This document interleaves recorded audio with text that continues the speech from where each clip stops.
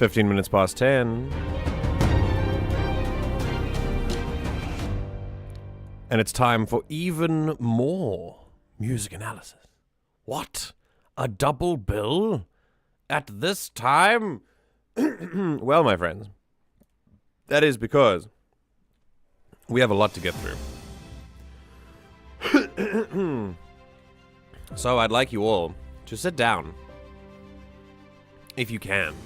Align yourself in a comfortable position, one in which you might possibly fall asleep.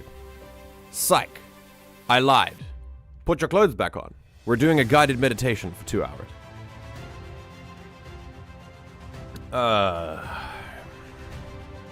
I'm just kidding. You can take them off if you want to. I had to finish my breakfast, but I'm now here. And I welcome all of you to the Everything GM broadcast. The place where we do lots of things and never settle on a single piece of content. Ever. We just do too much stuff. Later on today, we'll be doing tabletop stuff. We just do all over the place stuff. This week we played a game as well. And we're now doing our second music analysis in a week, which we very rarely do, but that is because it is only a week left of streams. We literally only have a week left. The last stream of the... In fact, I don't actually believe we'll be able to have a Saturday stream. I think I might be going away for that. So we might just have 2 streams left, which means on Tuesday, I'm probably going to clear up some music stuff that I've missed. We will not finish all of the music requests that we have, just because of how soon I'm actually going to South Africa and how soon the streams will actually be stopping. So, yeah, please forgive me for those of you who have been submitting more often, and I will not be able to get to all of your stuff. But I hope that I have satisfied at least a small amount of your cravings. Please understand that when we come back in the new year, when I arrive back in January, my life will be in a... excuse me. My life will be in a very, very weird place. Don't worry, I will be telling you all and keeping you updated in the Discord and things about the movements of the community and everything that we'll be doing moving forward. But for now, just know that the year of 2024's streams are coming to an end in about 2 streams' time. So we are really almost there. For now, though, make sure you have a drink in your hand. Stay hydrated, please. Make sure that you're being kind to yourself. And today we got some bangers, I hope. One of them is Yaelokre, and if I know Yaelokre, which I do from one song that we've listened to, suggested by Amber, then it's probably going to be good. But the other 2, I'm not so sure about. They're fully new. I was suggested them by people, and I haven't given them a listen yet because this is how we do things. I do my best to give my analysis as fresh off the bat as I can. But I will tell you that we have a request from Arachizi, Big Shock, and we have a request from Fly. Genuinely Big Shock. This is not only... Wait, Fly, you know Yaelokre? Wait, no, that makes sense. That does track. Fly has requested something from... Is it your cousin? Who was doing it? And is she here right now? Because I was told that maybe she would be. Because that's really cool. So if you are in here,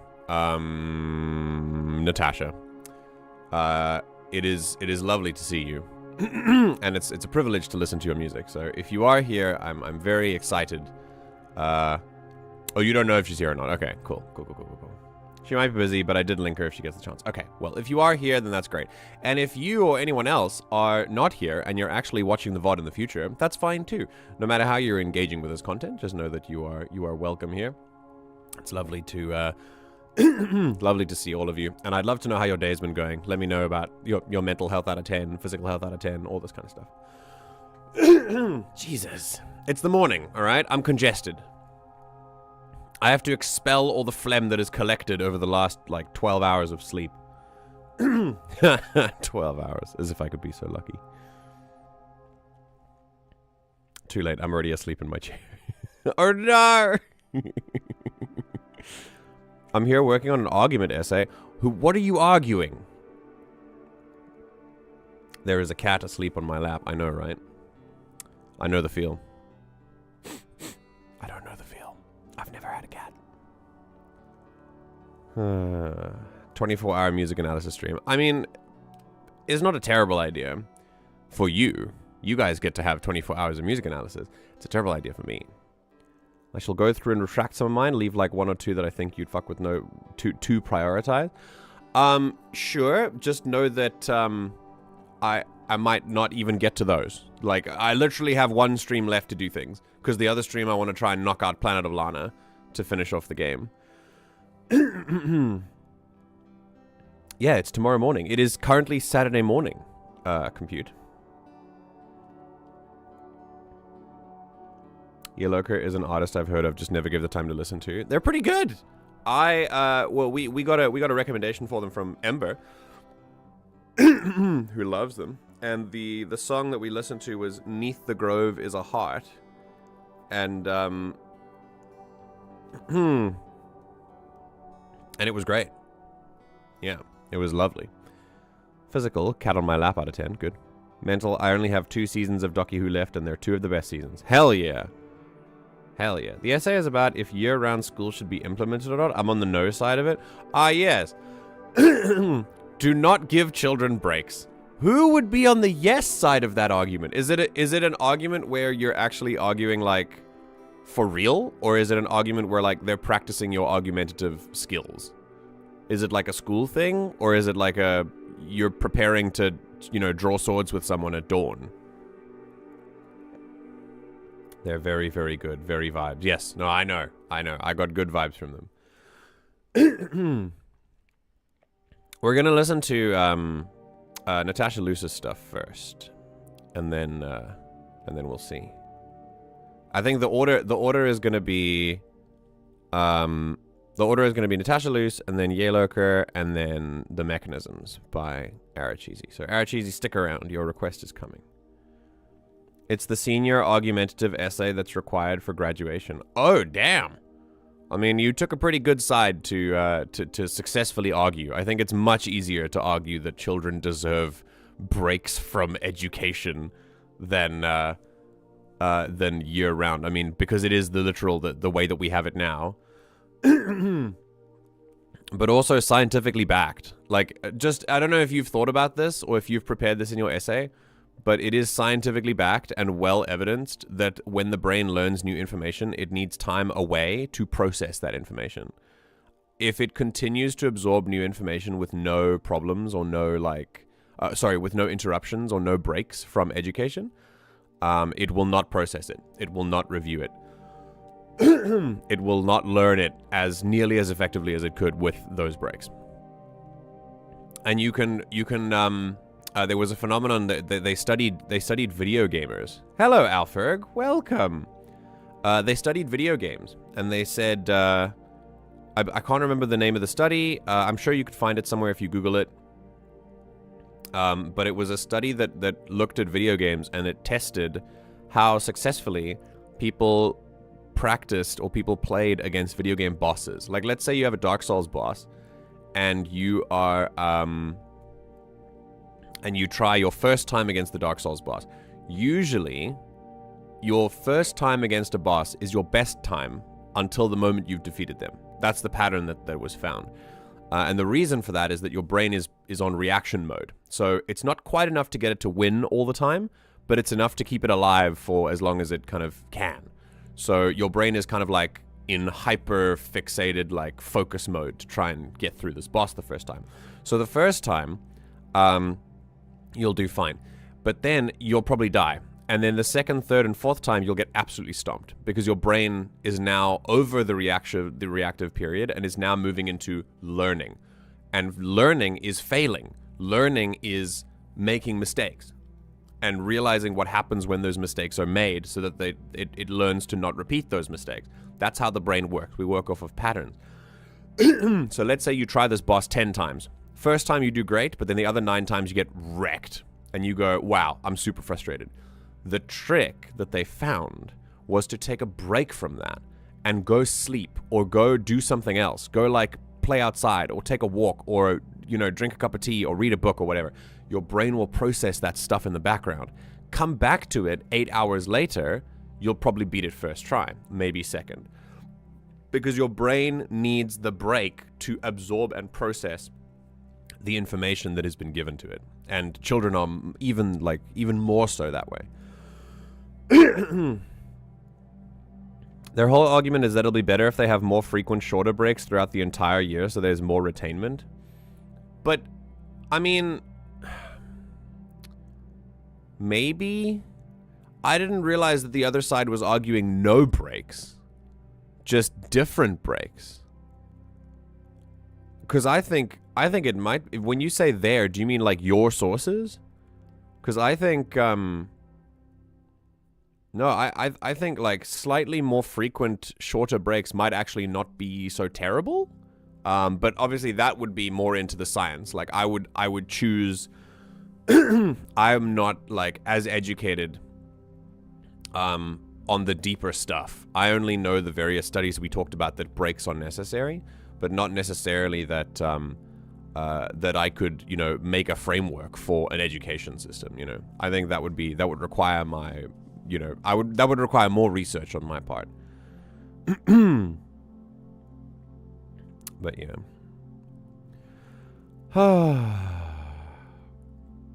Alex, where are you going? All right. How about we get this show on the road, shall we? All right. Once again, this is your call for Natasha. Natasha Luce. Natasha, are you here in chat? If so, please state your name for the record.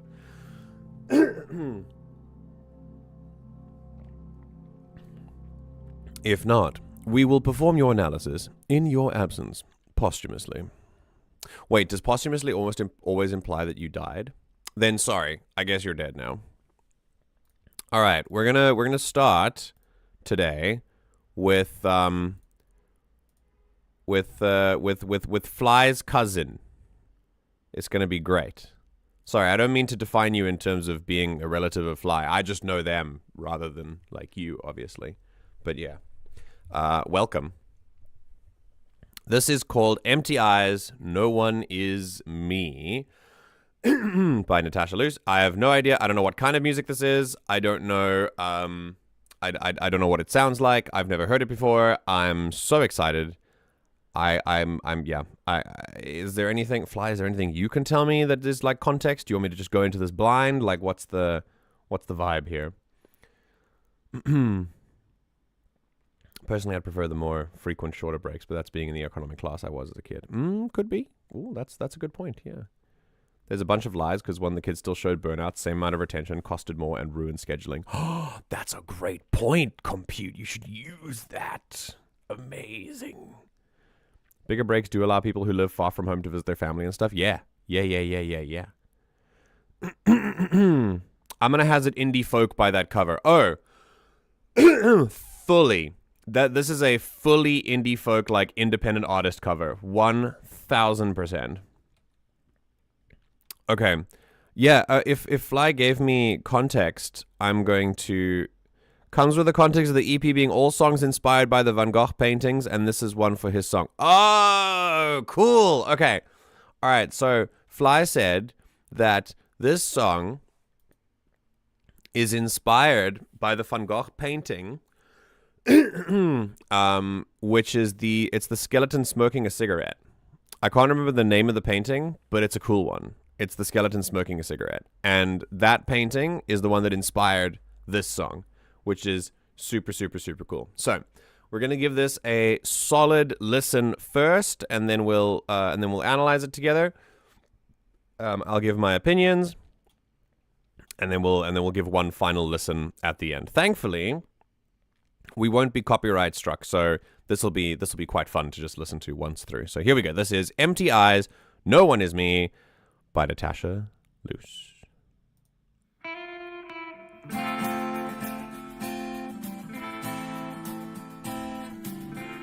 Indie guitar strumming. Ooh.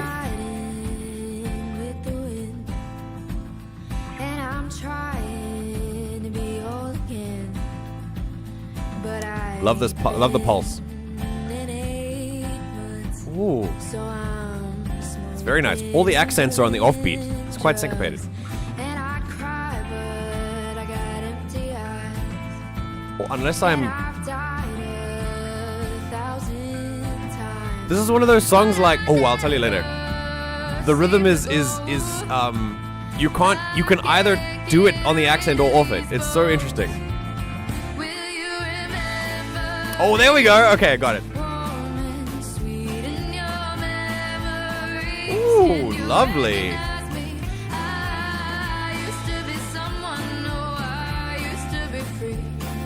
Great sound balancing. I'm hearing all the elements at the same time.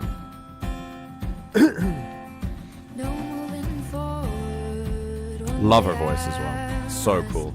It's got just that right amount of like indie cursive style, but it's still super clear, which I love. Really good tone.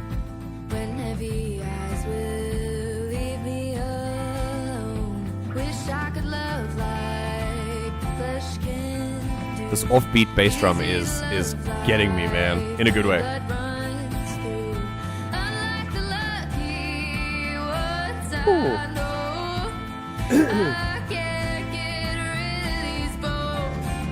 Amazing.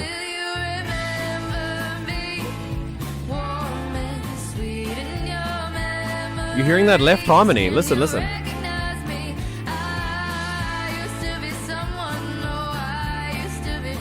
Really good.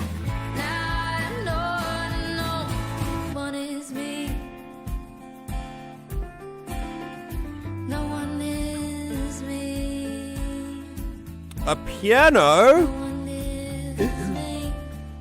Oh.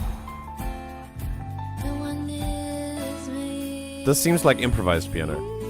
Very good. Oh.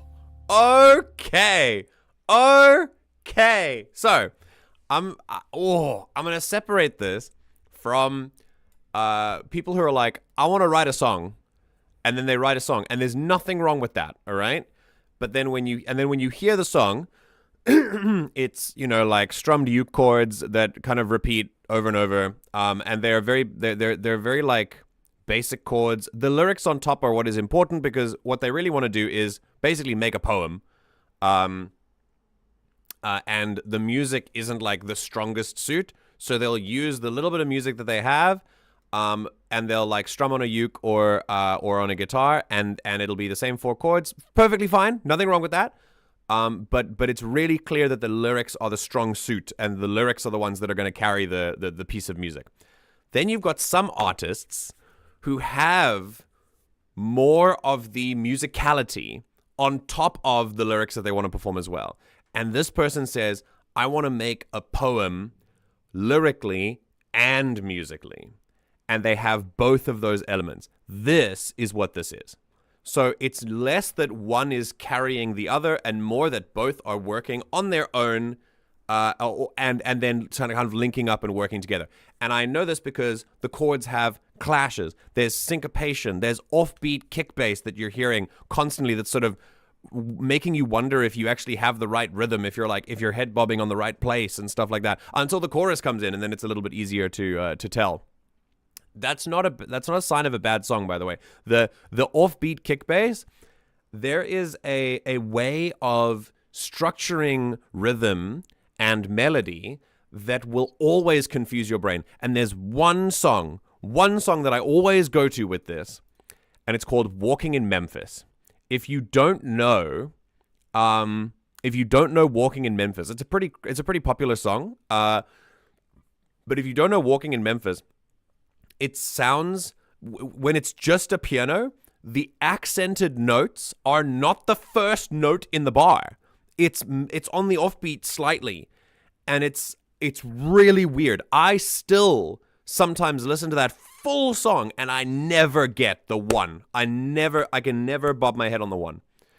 And this kick really reminded me of that. It's really, really interesting. So this is one of those songs where I feel that she has not only a really awesome grasp on the lyrics that she wants to put through and the kind of poetry she wants to write there, but also there's poetry in the music too. You can hear that with the unusual chords, the jazz clashes, the improv piano. There's a little bit of a solo at the end. There's quite a lot. It feels like improv at the very least. I'm sure some of it was planned as well. The unusual harmonies in the chorus as well, which you can hear very, very tiny harmony voice up on the top, singing very interesting intervals that aren't usually heard. It makes for a really well-rounded performance, which I am a fan of. I really enjoyed this. Very, very cool. It seems like, I don't know. When I imagine this, I imagine like, it's almost like a montage, and it gives me sort of cowboy western vibes as well. The instruments chosen, the sort of jazzy or maybe bluesy guitar, the sort of fade out electric guitar. I think it's called a cool guitar. That particular style of guitar I really like, and yeah, I don't know. I think it's really, really good. I would also like to highlight her voice here, which is just super, super solid. I mentioned it while we were listening, but I really enjoy how she's got that slight lilt that a lot of like folk artists, like indie folk artists will have, but it doesn't sacrifice her clarity of tone, which she maintains, so that the lyrics are not swallowed by like dialect or anything like that, and you keep the lyrics fully clear. And finally, before I get into like specific stuff and catch up on chat as well, I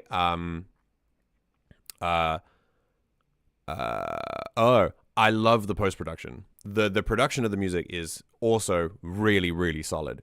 I'm able to hear each element in its own way, and if something is soft, it doesn't feel like it's being overpowered. It means like it feels like it was purposefully made soft so that it could be in the background. I can always hear the lyrics, but the voice doesn't overpower the instruments. The instruments don't overpower the voice. It's just a really well balanced track, honestly. So yeah, props. Natasha, if you've been like lurking in here, then yeah, you've made a banger. Like this is really, really fun. I really, really enjoyed listening to this. Oh goodness. Yeah, skull of a skeleton with burning cigarette. Okay, cool.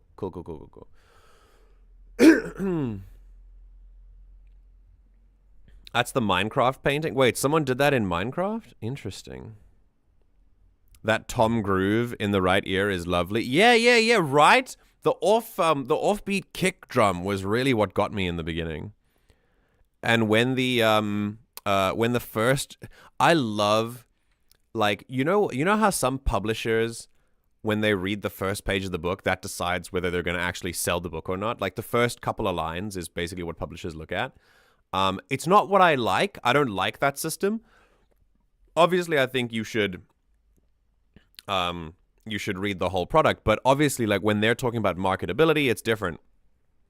Having said that, though, I really enjoy reading the first sentence of a book or listening to the first line of a song and feeling like, oh, this is going to be good. Or, ooh, this is confusing. Or, how does this make me feel? Like that kind of, from the beginning of a song, I like to listen to the first riff. And from then I go, oh, or, or, you know. And this song made me go, oh. You know what was so interesting is because I wasn't expecting, with that first riff of the jazz guitar in the background, it felt like it was going to go into a much longer like solo line, and then immediately the strumming of the other guitars came in, and I was like, oh shit, this is very different, you know. So it was a bit of a rug pulling moment, which I thought was very interesting. Like you think, hang on, let me stop it at the right time. So you think, like you think it's gonna be this solo, and then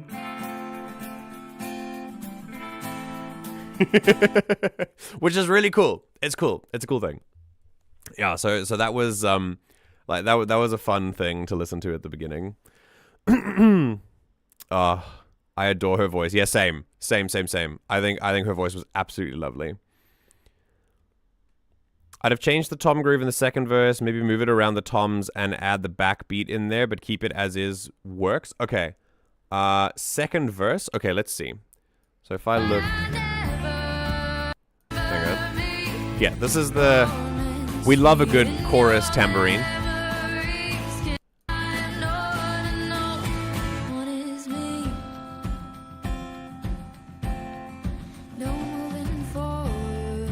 I see what you mean. I see what you mean. So you can hear the toms instead of like a regular kick bass. Okay, cool. So Alex, you're saying when the second verse comes in, bringing the toms back and bringing in the kick drum only would have made it like slightly more, like, you know, background, like instead of dum dum dum. I see what you mean. I do think that this does work for development of the song, though. Like, I think if you listen in the beginning, listen how it's fewer toms being playing, or maybe a lower tom that's being played with the backbeat, and then after the first verse, it's a higher tom.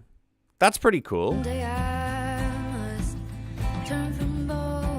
Yeah, and slightly more developed toms as well. They go tick tick tick tick. It's a little bit more developed, which I think is fine. Like the first verse has slightly, like, the elements are the same, but they're slightly less developed, and then they develop more in the second verse as things go on. So that felt like something that was purposeful. Oh, yes, a good day. Hello, John. Hello. Welcome, sir. It's an actual painting in Minecraft? Oh, sick. Oh, that's technically not, but there's a very similar one, yeah. Look, Alfred, I hate to break this to you. It's not originally from Minecraft, all right? A Dutch man painted it first. That hi-hat eighth notes thing, never go wrong with that. Works every damn time. Wait, where? Is it like in the chorus? I love how each of the elements work together. Like they have different times that they each come in, but they work together really, really well. I love that. I'm in a restaurant with my fam right now, but I'll join when I can. Hi, Ember. It's okay. Take your time, dude. You can join us in the VOD if you want. The groove is ever so slightly different. Right at the top for the hats? Okay, let me see. Oh, I see what you mean. Yeah. I could just barely hear it. It was like a like they were using the pedal maybe instead of actually hitting the hi-hat with the stick. That's cool. That's really cool. All right, so we start off with it's a very basic structure. We've got verse 1, which is the least developed. And it's got some definite punch to it, and it's got all the elements of the piece, but they're slightly pulled back because they're waiting to pull up to the chorus. Then, of course, you have... Hold on, let's go a little... here. And it moves very smoothly into a chorus. It has 4 bars of refrain, and then it moves smoothly into second verse. Jesus. Then, same thing. Just, there's a slight refrain at the end of each verse that moves into chorus where she goes up to the top. She goes, da da da da da, whatever. And then the chorus comes in. And then right at the end, she's got a fade out at the end of the chorus. Not a literal fade out. I mean like an outro. So it's verse 1, verse 2, chorus 2, outro. And I think that's fine. Like, I think it's super. It's a super cool structure. Definitely does what it's supposed to.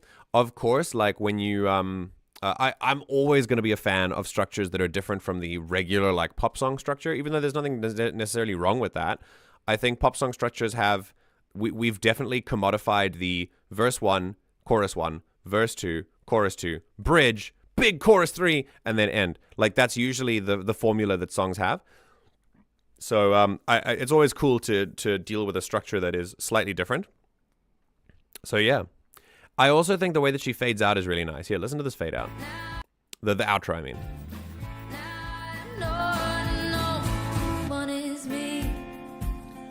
So it takes away all the instruments, except for the basic ones that can provide a little bit of like exposed melody, which allows for the piano to come out. There's no more tom anymore. It's just kick drum, which kind of tells your brain that there's, okay, we're on our way out now, or at least we're preparing for something else, like a big instrumental break or whatever. But she actually goes, no, I'm done now.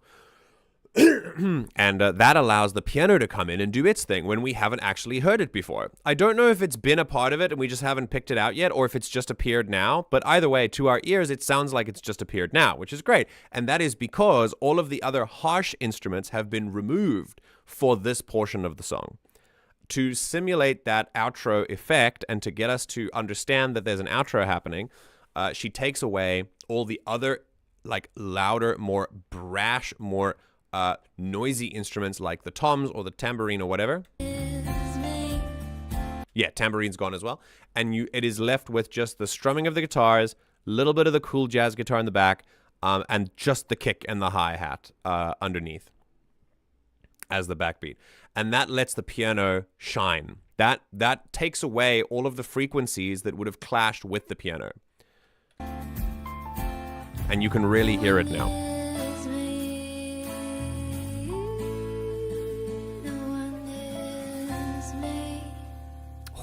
I love these.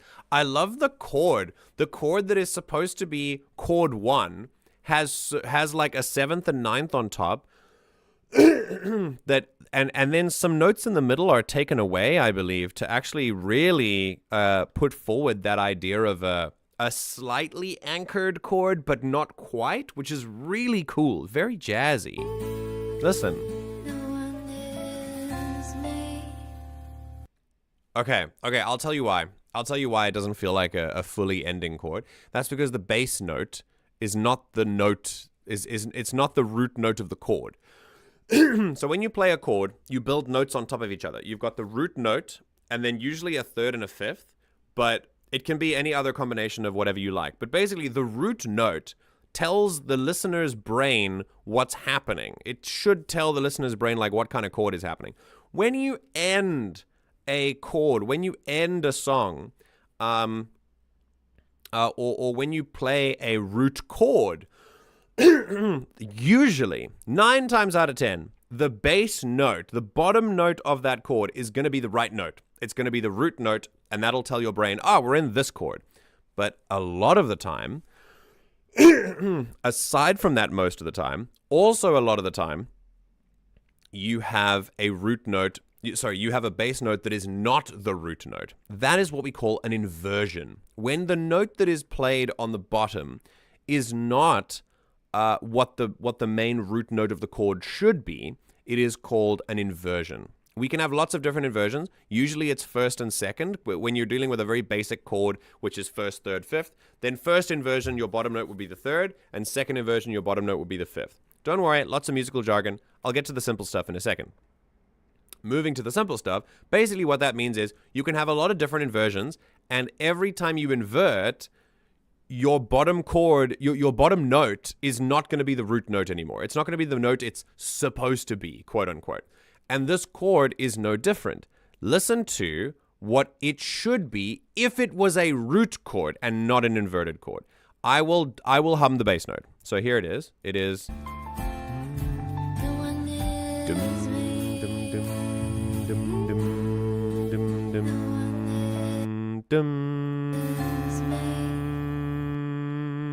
And she's even singing it. She's going, no one is me. That note is the root note of the chord.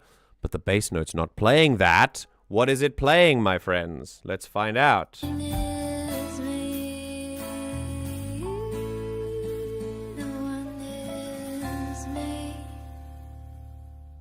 Oh, it is. Oh, it is. It is. It is. It is. It is. It is. It is. The bass note is playing it. It's just so low. I couldn't really tell at first. Oh shit. Hold on. Hold on. Hold on. Let's see what makes this. Let's see what makes this a weird chord. Hold on. I'm wrong. I'm wrong. I'm wrong. I'm wrong. Hang on.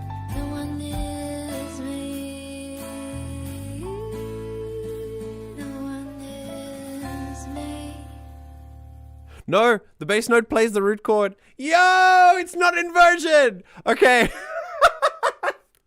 Okay, don't forget everything I said, because what I said about inversions is still true, but this is not an inversion.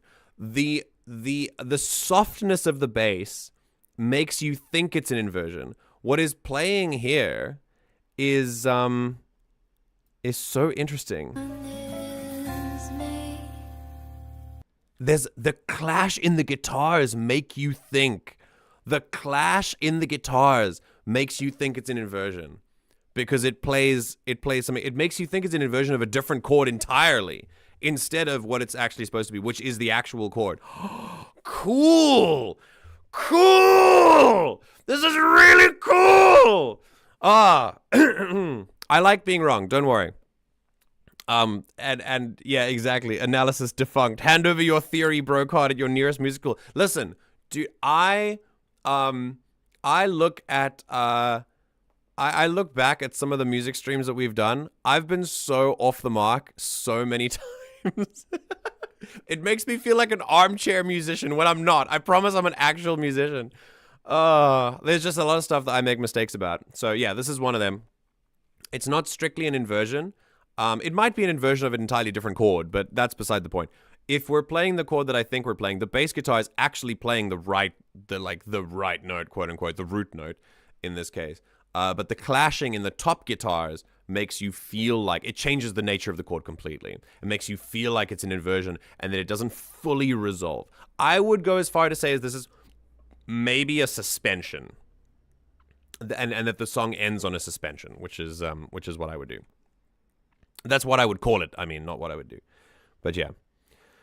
Haha, Alex also got it wrong. Ha ha ha ha ha. I'm not the only one who makes mistakes. Yeah. So I like that. I like that final chord as well. And it's not the only time she uses this chord. Every time the chorus ends, she also uses the same chord. Here. Same thing. Same chord again.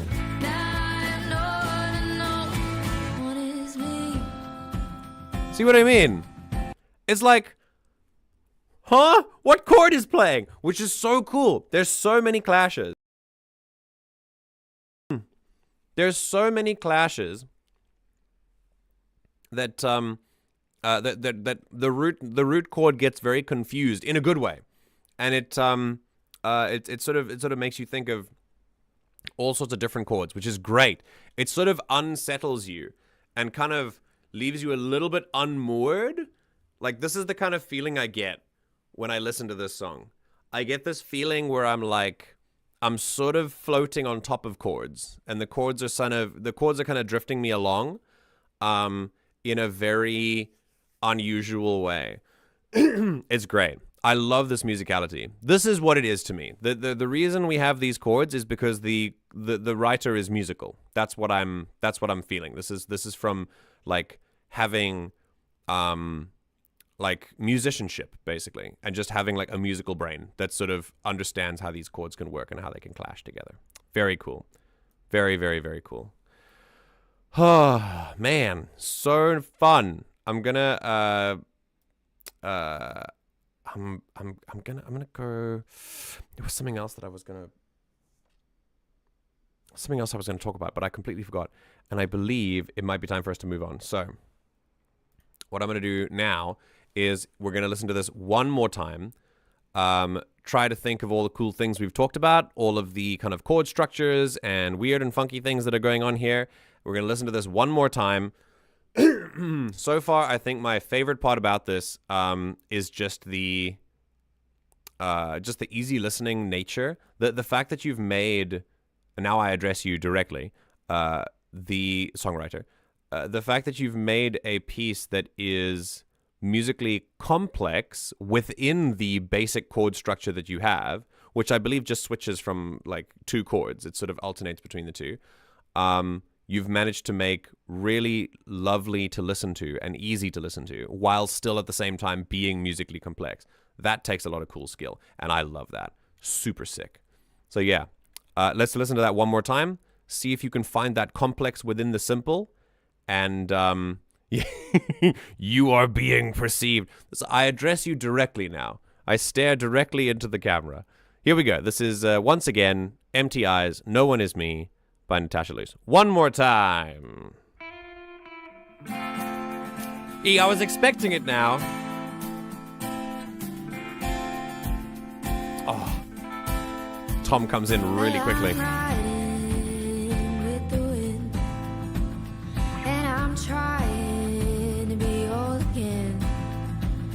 But I've been in 8 months, so I'm smoking and doing drugs, and I cry, but Same. I got empty eyes, and I've died 1,000 times. I can really see the painting, by the way. Died 1,000 times, all that stuff. I can't get rid of these bones. Oh.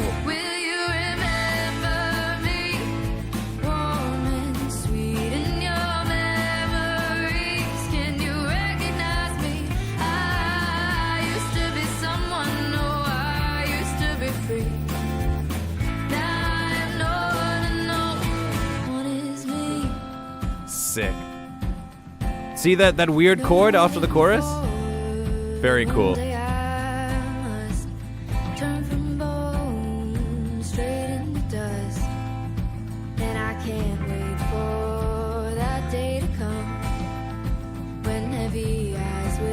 Yes, exactly, Alex. Exactly. Doing cool rhythms. Offbeat stuff.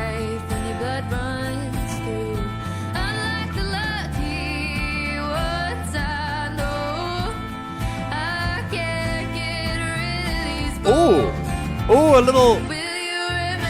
Yes, that's such a cool lead up into that chorus. They switched chords. They switched the chord pattern.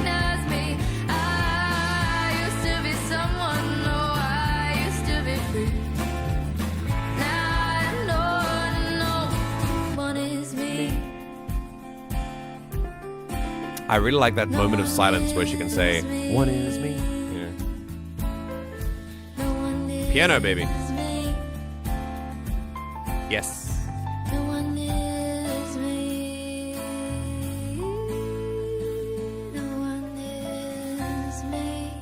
Oh, yes! I love that clash at the end. And listen, improvisation on an instrument doesn't have to be complex and wild and crazy. You just need to feel stuff. So you can hear that piano, it's just a couple notes. It's just playing a couple notes in the right hand. It feels like an improvisational solo.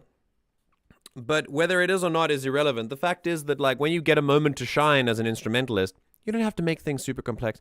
You don't have to show off, like, that you've, like, practiced this all the time and it's insanely complicated and stuff. You can just play notes that feel nice, you know? That's the point. The point is to feel good and to listen nice. Sound nice, I mean. I keep forgetting it's No One Is Me and sometimes hear Woe Is Me. Oh, maybe that's intentional. The sub messages is actually Woe Is Me. Yeah, exactly. Lovely track. Lovely track. Natasha, I hope that you get to listen to this and hear us appreciate your work. I think you've done an amazing job with this. This has been such a pleasurable track to listen to. Thank you so much for providing something that is so pleasant and so interesting, and doing something musically complex with simple structures, and just knocking out of the park. Absolutely killing it. Love it. Great great sound production as well. I don't know if you do everything yourself, if you're playing all these instruments. I don't know if you have any friends who've been helping you. Or if you like, I don't know if you do the sound production at the end, but whoever does it, it's solid. It's really, really solid. So give them a cookie or something. Whew. Love it. Very, very good. Thanks for listening to it. Thanks for suggesting it, Fly. Thanks for shouting out your cousin. Super cool. Super, super cool. I know her dad does bass in a lot of songs. Oh, really? Oh, cool. Oh, family musicians, man. They're the best. See, I agree with you, but then again, my classmate goes insane on his sax solos in jazz bands. See, that's not what I said. So I didn't say that you can't have a solo like that. So remember, I appreciate the shit out of those. But what I mean is, sometimes a lot of people, based on the reaction to those really complex, insane solos that people will do, right? A lot of people will give way more reaction to those than they will to like a simple couple of notes that feel nice, but were played with just as much passion. The complexity isn't the only thing that is impressive. You know what I mean? What should be impressive is the soul, the feeling that is put in there. Most of the time. Sometimes your purpose of doing a solo is complexity, and then it's like, wow, that's complex. But you shouldn't, I think the casual listener, this is really a note to the casual listener, not the musician. To the casual listener, do not assume that complexity is the only thing you should be listening for in a solo. That's all I'm saying. My cousin is cool. Your cousin is cool. Hell yeah. Maybe she should join the Discord. I could show an improv solo I did once in the Discord media channel at some point. I'm still learning improv, so it ain't that good. Good is subjective, and we will decide for ourselves whether it is good for us or not. So don't preempt, please, and just show us the solo. That would be great. The fact that a cool flashy thing gets a big cheer, but the most emotive lyrical line gets deafening silence speaks volume to the musician's ego. Yeah, I mean, obviously that's talking in extremes, because I know that a lot of people will still appreciate that stuff. But yeah, my point is that a lot of people get caught up in the fact that complexity is the most important thing in things like improvisation and solo. And it's just not the most important thing. Sometimes it is for that particular solo, but you can't apply that to everything, is what I'm saying. And yeah, it does. It teaches musicians to always go more complex, and that's not necessarily better, you know? So yeah. Okay, we move on from our first track, coming up on the hour now. It's about 11 a.m., all the way to Yaelokre. This is our second Yaelokre track that we've listened to here on the channel. Once again, I believe also submitted by Ember. And here is the context. This song is going to be 5 minutes long because it is two songs stitched to one. It's an album. Basically, the two songs kind of follow on from each other, so you're supposed to listen to them together, which we will be doing. The lyric video has them uploaded as one video as well. This is called My Farewells to the My Farewells to the Fields, and then after that is Birdcage Blue and Yellow. And then a funny character here. I don't know if this is do other languages have this? Is this a language thing, or is this just a connector thing? Anyway, these are all under the blanket of Songs of Origin. And yeah, it's apparently, here we go. Remember this whole album is about four singers. It's about these four musicians here who like play instruments that were played by famous bards of the past, and they do like cool traveling songs. They're like a traveling troupe of bards. And it's really cool. There's about like four different characters. And then Yaelokre sings all of them. Like they do different voices for each character, which is amazing. I remember we did that. So yeah. Let me see. It's about Cole and Clement or Clementine's backstories. Also has some fun Tagalog and Icelandic lyrics in there. Yo! So cool.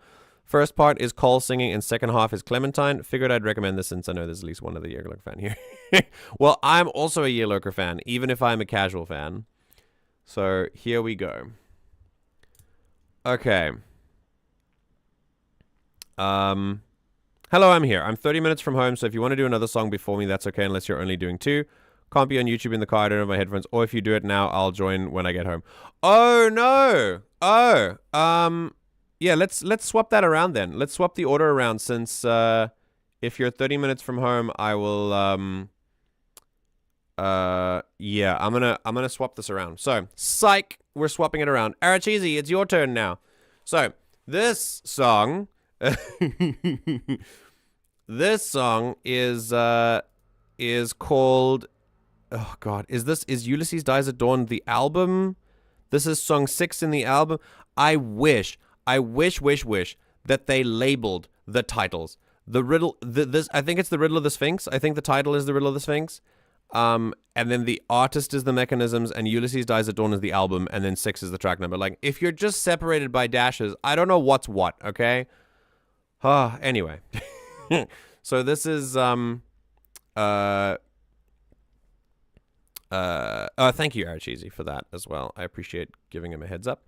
So yes, this is the Riddle of the Sphinx by the Mechanisms. Again, I know nothing about this either. Arachizi posted it with no context. Is there any context you would like me to have before we begin, or would you like me to simply listen and respond? I'm actually so hyped to hear the Mechanisms because I haven't yet, despite being a Johnny Sims fan. Now, when you say Johnny Sims, and I read Johnny Sins, what do I do with that information? How do I process that? Why am I matching the Mechanisms with Johnny Sins?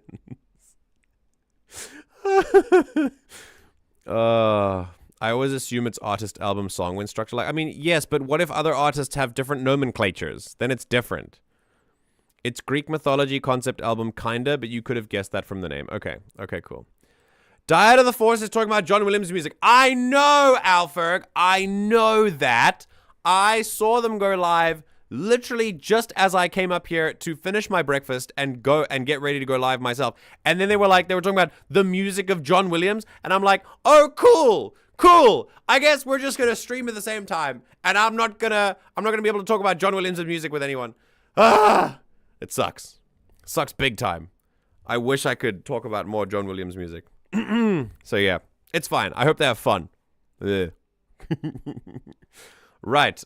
Greek mythology concept album. This looks like the Trojan Horse, and this is The Riddle of the Sphinx by the Mechanisms. Let's give it a shot.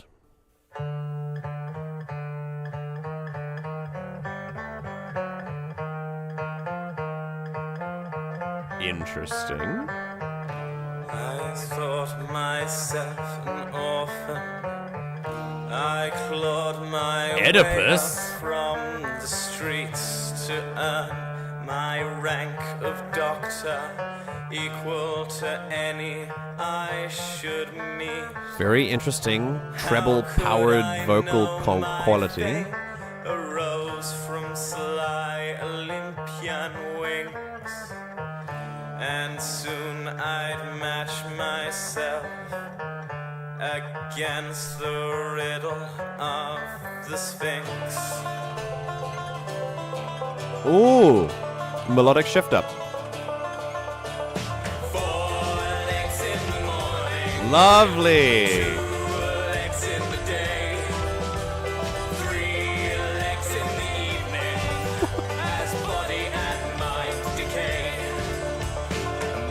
Striking poverty in the slums no one cares about. In its postcodes and rapid growth, in just weeks they will die. Wow. Children men look as aged men, but have not learned words to cry. An old withered corpse, yet a child. 4 legs in the morning. Very nice. 2 legs in the day. We have an intro, then the verses, and then the choruses like this. Nice. Years I spent in experiment dissecting its chemistry, and its tests finding its success with the compounds I need. Very nice. Consequence, paper blocks of dance from Olympian eternity. They had to know what it leads to. 4 legs in the morning. How do I know these people speak English? Like fluently? Either English is the first language or their English is fluent. Remember, we've talked about this before. How do I know? Lyrically, it matches. All of the syllables match exactly where they should. Nothing sounds strange. They're trying to put a very complex poetic verse into music. And this is...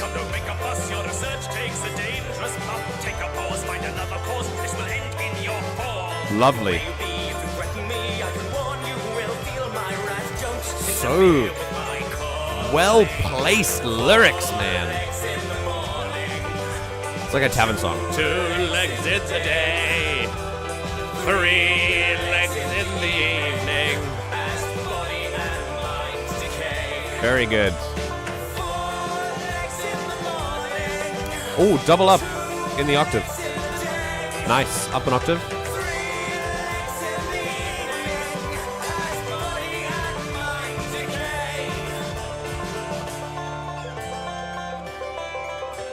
Nice. Take the elements away.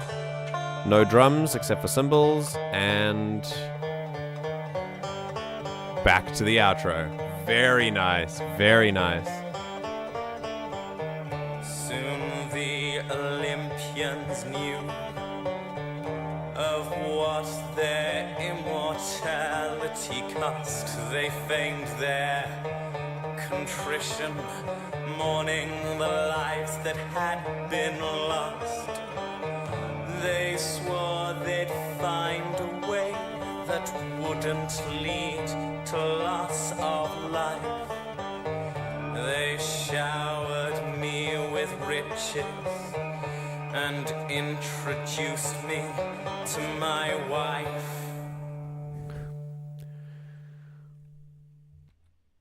Oh, now I'm not sure about the I'm not sure about the story of Oedipus, but wasn't his wife his mom? On the topic of Greek, I got my English teacher into Epic because we saw he had the full Odyssey. Sick. Sick. Very cool. Good conversion. I'm annoyed that Chaos was cancelled again. Damn you, Netflix. Oh, is it another Greek thing? Okay. All right. So, whew, what a cool one. It's got some really interesting flavors in there. I like it. So, firstly, another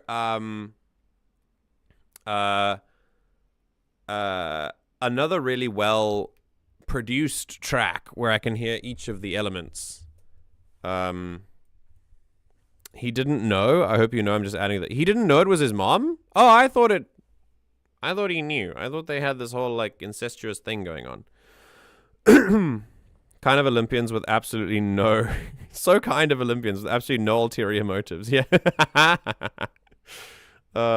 Okay. Yeah. So, the, not on purpose. Okay. I thought it was on purpose. Yeah. It was a whole prophecy thing that was trying to be avoided. Oh, interesting. Okay. The whole thing was that when he realized he was horrified. Ah, interesting. Okay. Well, either way, I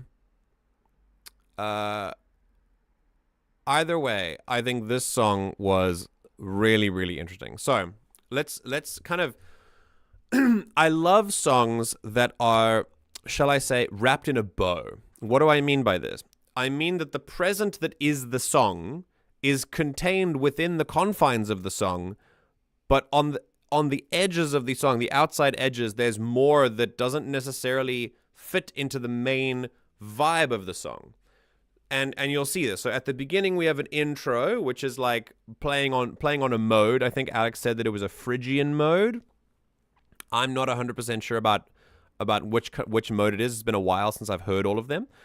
So I don't have them in my brain. But if you want to know, a mode is a line of music that's kind of like a scale, but it omits some of the notes from the regular scale, and you play it in. It's like a scale, but it's a different type of scale, and it starts on different notes. You have different modes for different situations, and you have names of different modes, like Dorian, Phrygian, Mixolydian, Lydian, Aeolian, Locrian, and I think there are 7 main modes, maybe 6. I might have named all of them.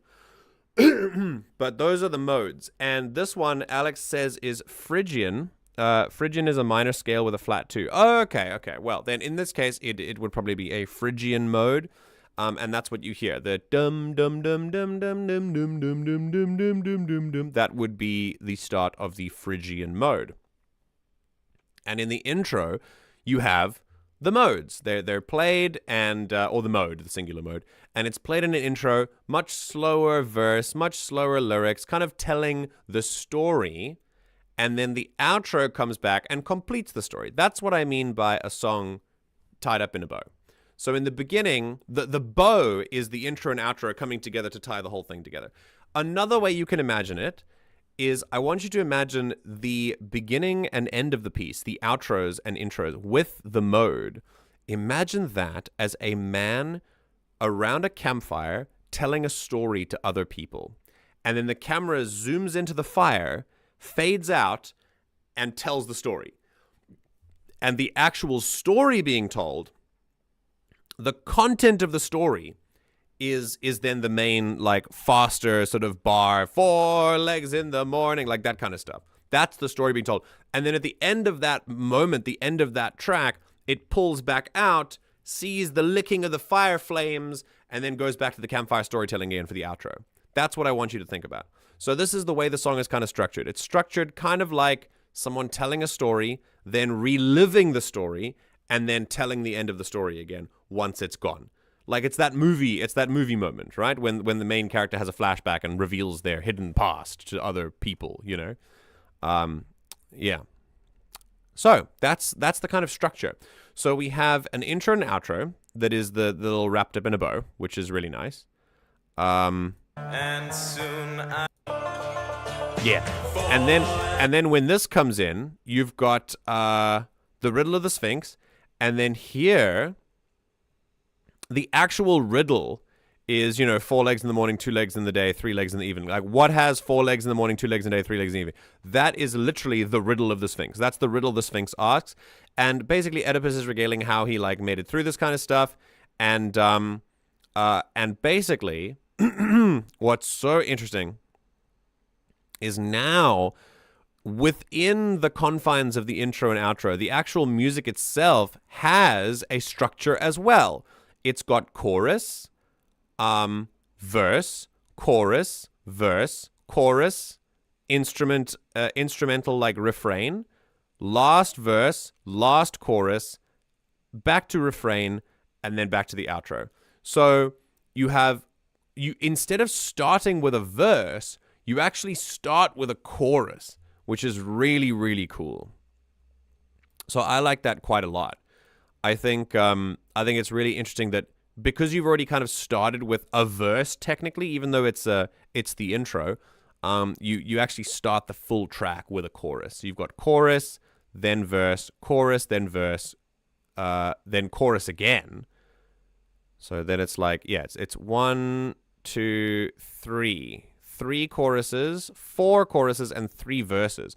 So it's almost like they've inverted the chorus and the verse where they should, quote unquote, be, So that's an interesting structure as well.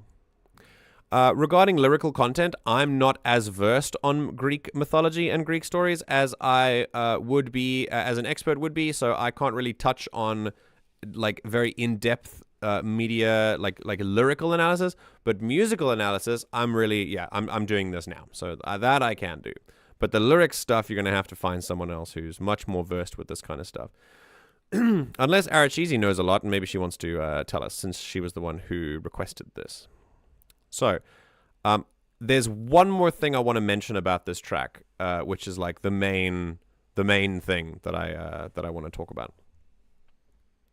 And that is not when I talked about lyrical analysis, I can do a musical lyrical analysis, and that is, with the following. I mentioned this while we were listening, but I've mentioned this quite a few times. It's very interesting. You can always tell when someone's native language or fluent language is a certain language that they're using in a song or not. And that is where the syllables are organized. Where are the syllables placed? Remember, in many words, each word has an emphatic syllable, a syllable where you place more emphasis than others. So, for example, the word emphasis. You don't say emphasis You don't say emphasis. You say emphasis. Now, some people, and I'm using English as an example, but this works for lots of other languages who have syllables like this. If I don't speak French, but if I were to record a French song, a fluent French speaker could probably listen to that song and go, this person doesn't speak full French. Because if I didn't do my research and I just put French lyrics anywhere, they wouldn't feel right to a French fluent speaker. Why?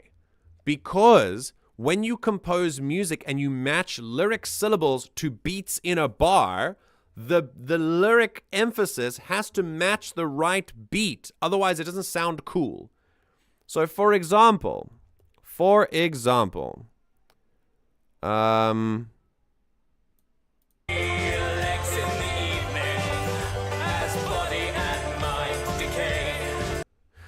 as body and mind decay. That's weird, right? As body and mind decay. That's weird. As body and mind decay. That's much better. That's the way they do it. Do you see how different it is? We'll try it again. We'll try it with other ones. So...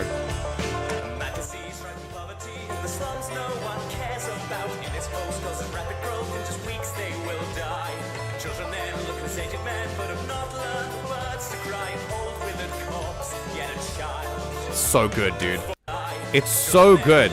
So, here. So... Man, I'm trying to figure out... Here we go. Yes, I spent an experiment dissecting its chemistry, and its tests finally get success with the compounds I need. A consequence, paper blocks a dance from Olympian eternity.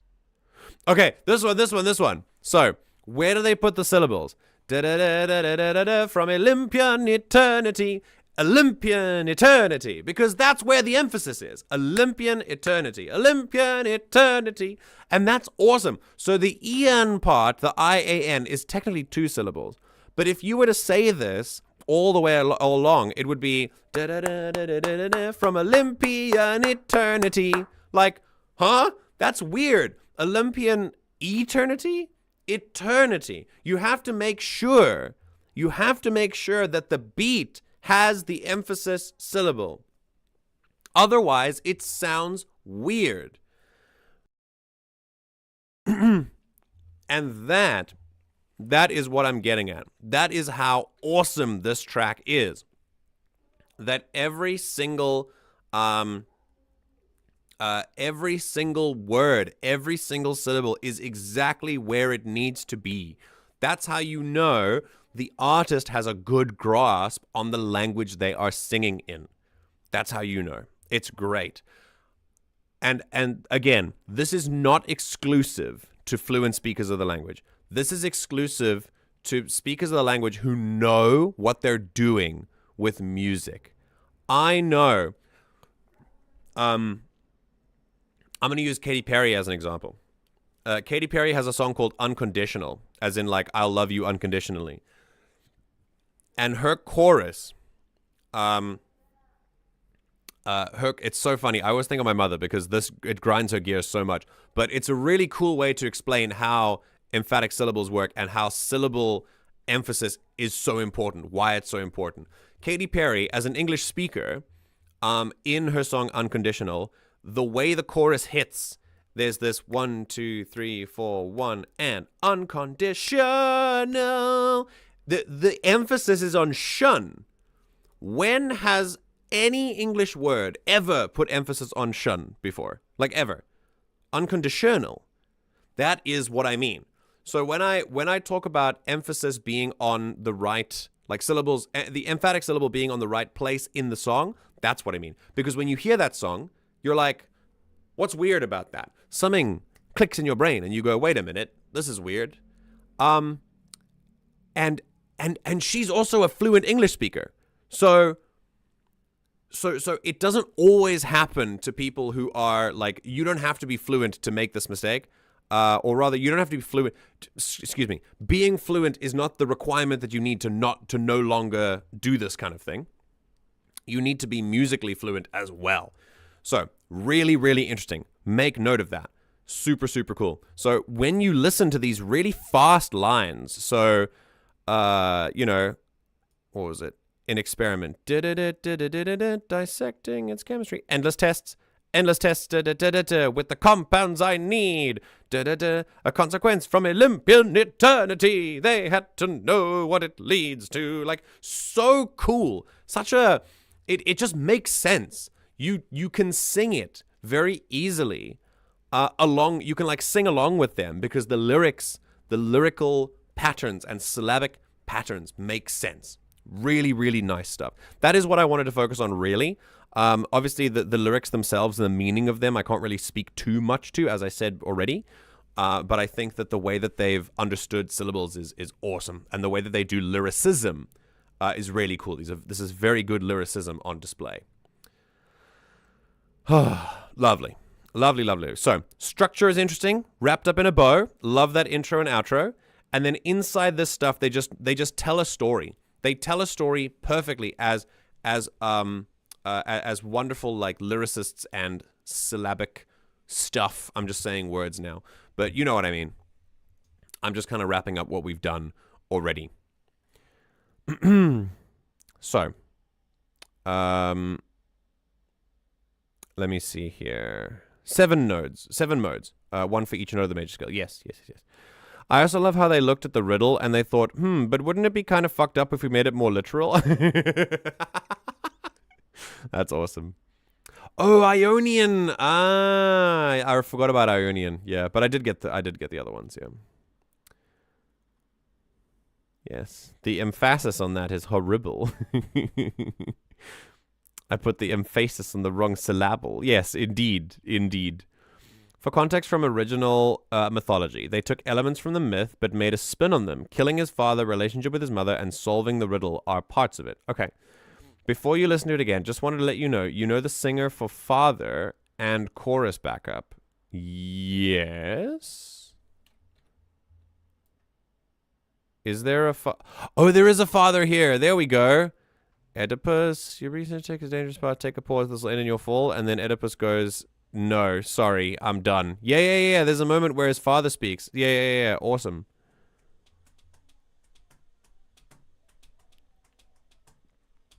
Yes, what about it, Archeesy?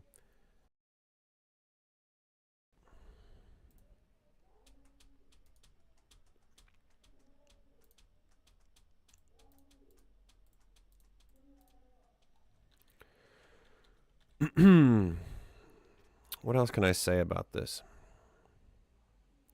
I don't think there's much else really. I think it's just a solid song. I'm just really enjoying. I've been enjoying what I've heard so far. Yeah. Again, this is basically when I do these analyses of first time listens. It's more like what comes to mind first when I learn about this stuff. I'm basically showing you all how my analysis when I listen to songs for the first time has changed over time. And the kind of things that I listen for, the kind of things that I notice and are able to pull out. And the goal of these sessions is not to necessarily teach you about theory. Sometimes we do. But the goal of these sessions is really to widen and broaden all of our analytical, like all of our casual listening capabilities. So that when we casually listen to something next time after a stream like this, we can actually... we can actually listen to it better. We can point out more stuff. We can sort of appreciate music a lot better. I quite like how the in and out feel like they're in 4/4, but the bulk of the song is in 6/8. Yeah, that's true. Time signatures are different, yeah. So this is what kind of makes it separate from the rest, right? You've got the intro and the outro that are in that standard pattern, but then you have that... Remember, I talked about 6/8 before. If you're not familiar with 6/8, it's a time signature that basically dictates how the grouping of the rhythm works. So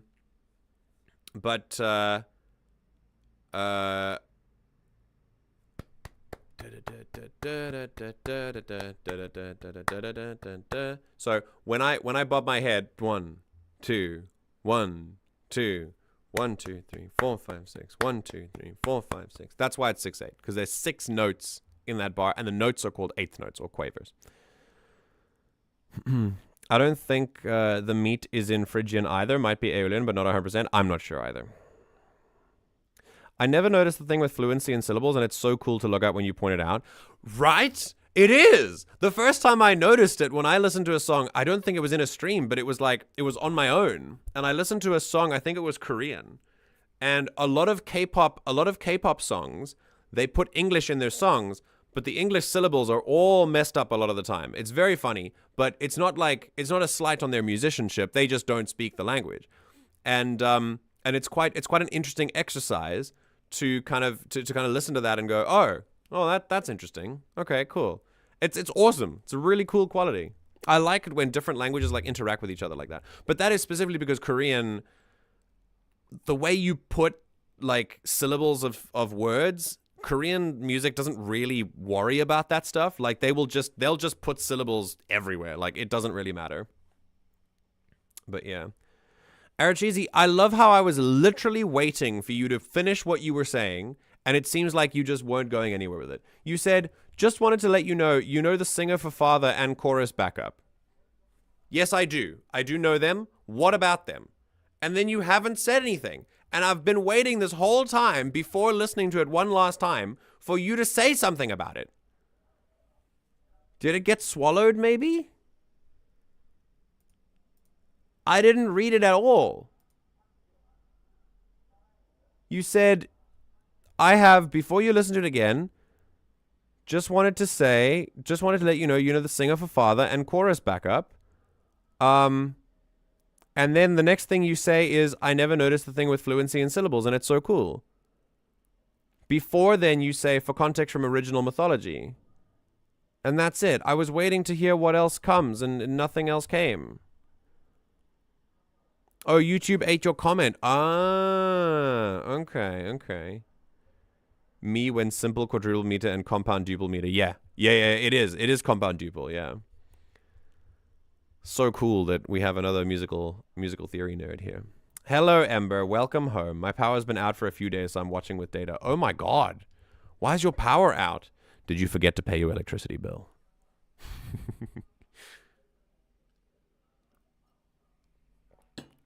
I'm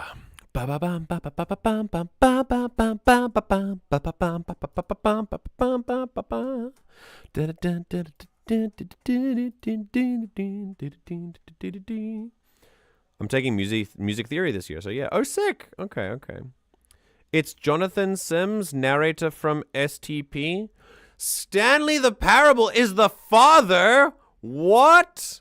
Is that why Fly said Jonathan Sims? And I mistook it for Johnny Sins. That's so cool. Okay, let's listen to that.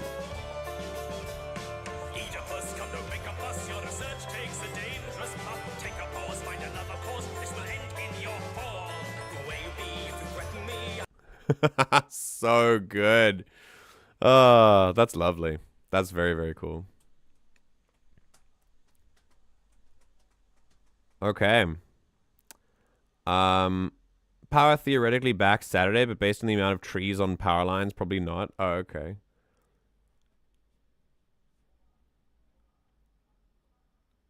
Oh, it's not Stanley Parable, it's Slay the Princess. Oh, it's Slay the Princess.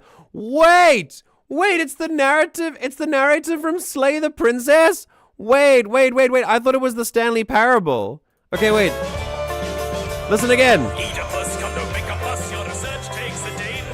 I hear it. I hear it. That's so cool. Wow. That's awesome. That's really, really cool. We love to see it.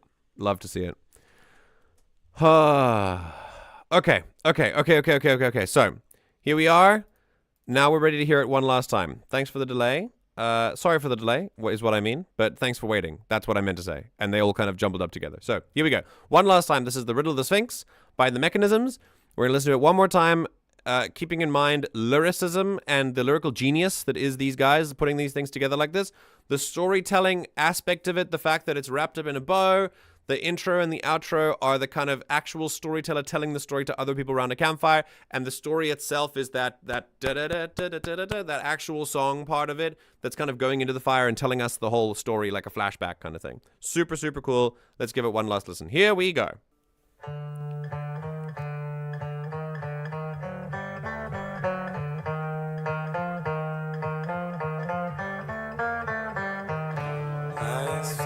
Myself an orphan, I clawed my way up from the streets to earn my rank of doctor, equal to any I should meet. How could I know my fate arose from sly Olympian wings? And soon I'd match myself against the riddle of the Sphinx. I love this guitar coming in. 4 legs in the morning, 2 legs in the day, 3 legs in the evening, as body and mind decay. Striking poverty in the slums no one cares about. In its most causes rapid growth, in just weeks they will die. Children then look as aged men, but have not learned the words to cry. An old withered corpse, yet a child. 4 legs in the morning, 2 legs in the day. I love these drums, by the way.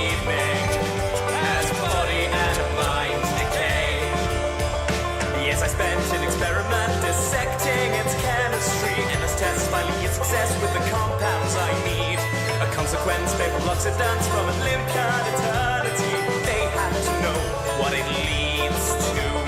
4 legs in the morning. Yeah, good syllable work. 2 legs in the day, 3 legs in the evening, as body and mind decay. Yeah, fiddle, hell yeah.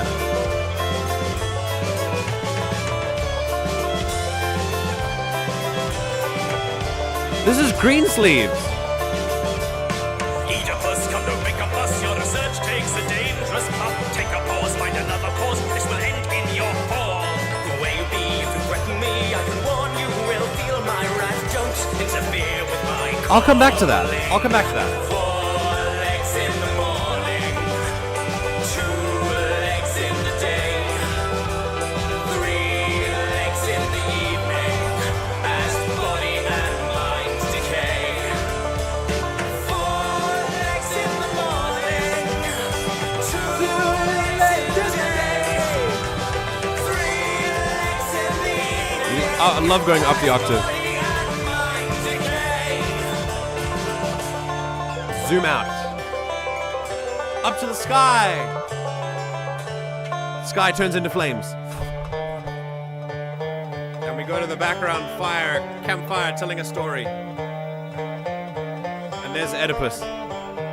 Soon the Olympians knew of what their immortality cost. They feigned their contrition, mourning the lives that had been lost. They swore they'd find a way that wouldn't lead to loss of life. They showered me with riches and introduced me to my wife. Listen. I heard something in there. I don't know if you guys heard the same. Okay. So let me catch up on chat first. My band director teaches the class, and you know how music theory usually has a high dropout rate in college. Back when he taught college music theory, he had 5% dropout. Whoa, 5%? That's hectic. That's really cool. Sounds like a great teacher. Love when I try to say two things at the same time, they just smush. Yeah. Phrygian dominant minor scale with a flat 2 and sharp 3. Listen, I'm just going to let you do your stream of consciousness music theory, and then you tell me when you have like a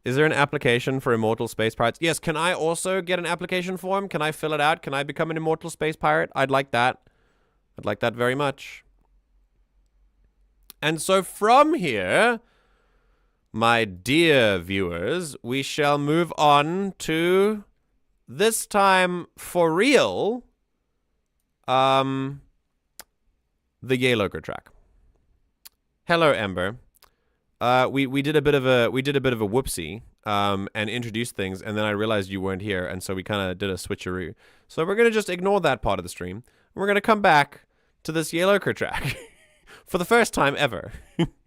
Here, so this is the context. I will give it to you again as we heard it.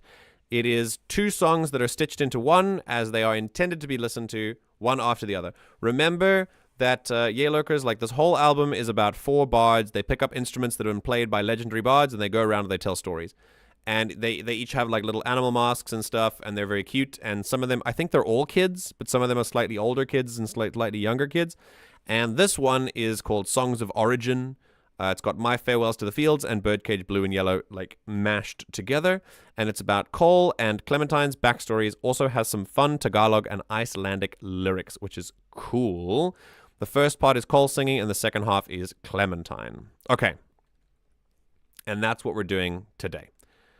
The last bit of analysis we will do. I don't know how much energy I have left in the tank for detailed analysis, but we're going to do our best. I'm sure the rest of you guys can catch up where I fail and where I slip, so please make sure to have your analysis hat on and fastened. And we're going to give this a listen. Last time for this music analysis stream, here we go. This is the Songs of Origin by Yaelokre.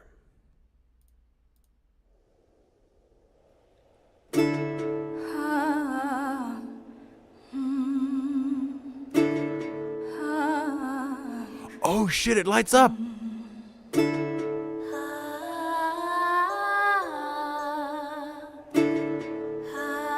Same singer, by the way. Just casually switching characters in a voice. That's sick. That's so sick.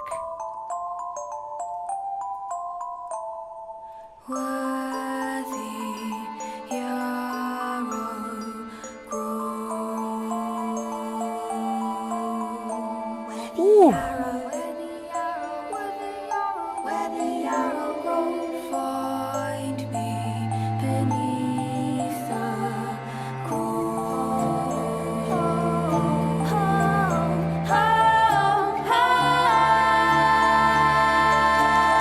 The harmony! Yes!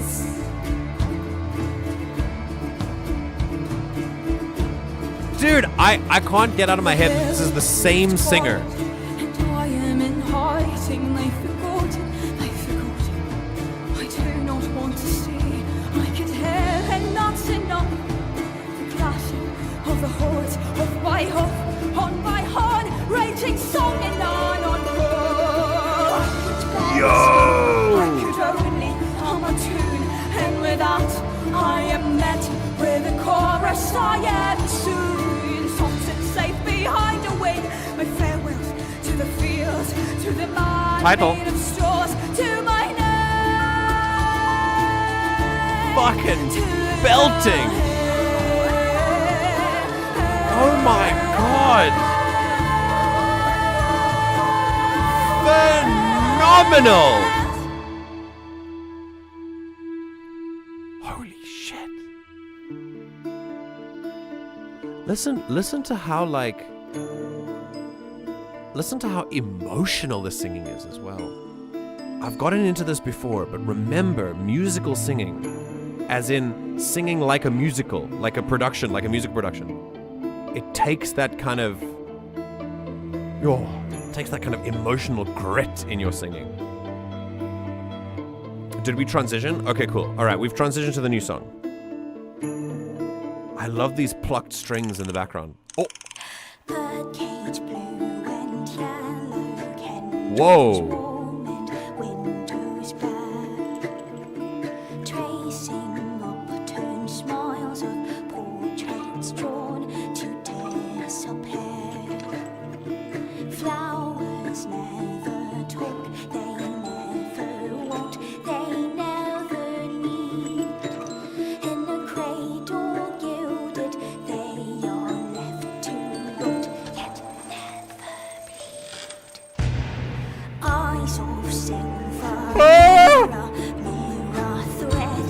I just got chilled. Oh my god. What can be Oh. and heave to see which one will kneel. I've been told to wait, but why should there be silence? Dawning pretty lasers, weaving capes of golden, framing muffled faces. I can't be different. I can't be puppeted. God, it never My god, the emotions. Oh. I would see.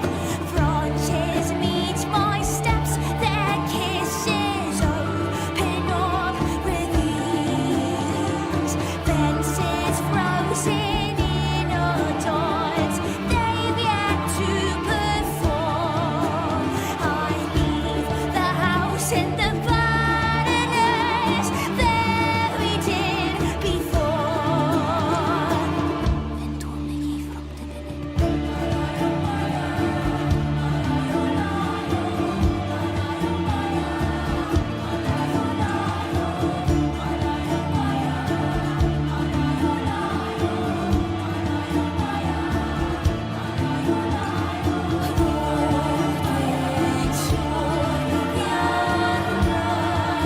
Wow.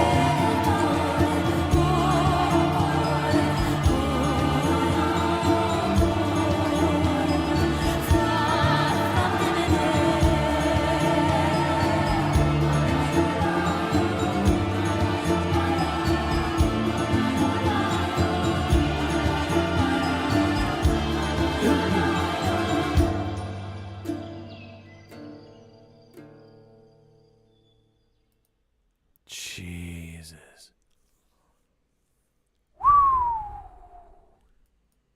That was insane.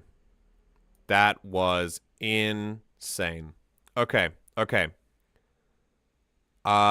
Here Colin and Clement are singing in Icelandic and Kingsley and Perrin are singing in Tagalog. So cool. So freaking cool. Why those two languages specifically? Do you know? Is there a reason why those two were particularly chosen? Does the singer, does Yaelokre have like roots in those two languages? I sincerely doubt that they picked that out of random. Oh, those are the two languages of the creator. Oh, okay. The creator being Yaelokre or the creator in the lore?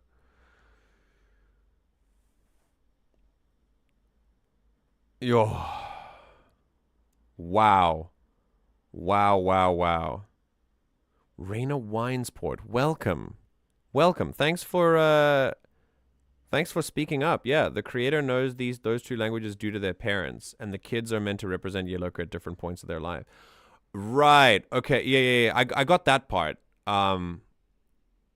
Creator being Yaelokre. Okay. Okay, cool. Wow. So Yaelokre knows, wait, Tagalog and Icelandic? Those are like very far apart though. Like, how did they have a life that sort of ended up with those two languages? That's so cool. They are not close. Like, that's so awesome. Very, very cool. Yo, Tagalog is like in the sort of in the Pacific Islands.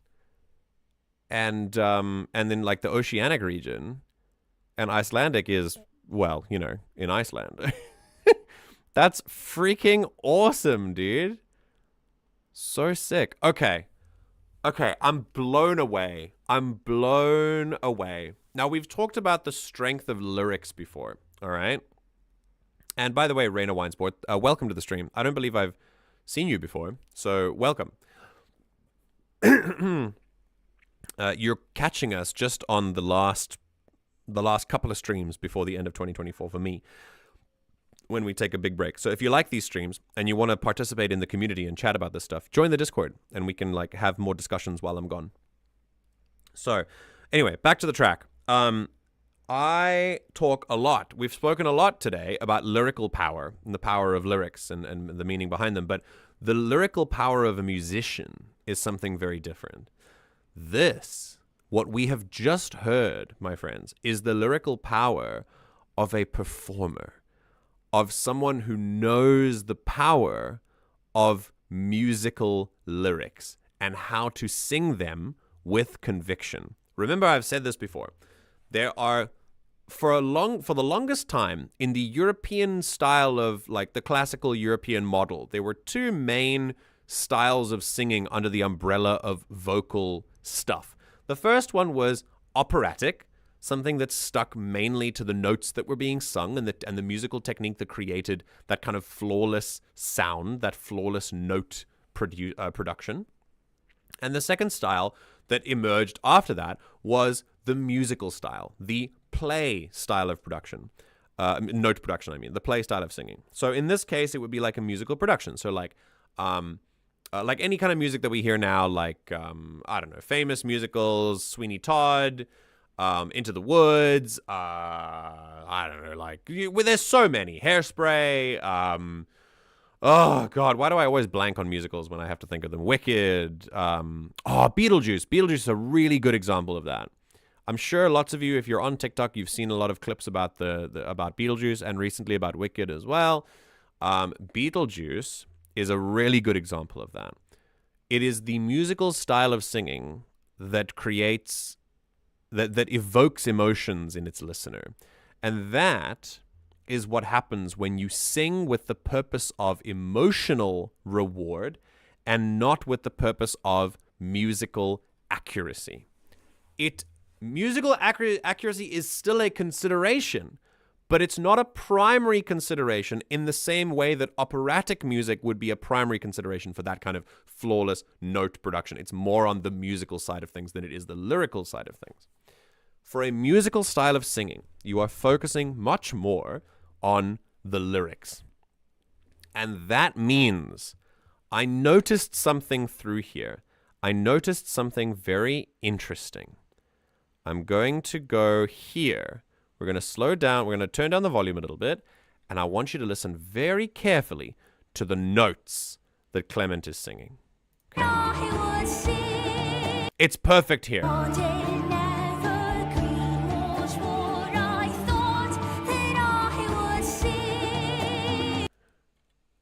Super sharp. They're not singing in tune, but it's on purpose. It's on purpose because there is more to this song than singing perfectly on pitch. Why is it pitchy? Because it's part of the lore. Like this person, the character, the singer doesn't care primarily about getting a perfect like note quality. The singer cares about putting forth the lore and putting forth a character more than like whether, and so the character is the one who is not fully singing on pitch because the character is talking about something that is very emotionally important to them.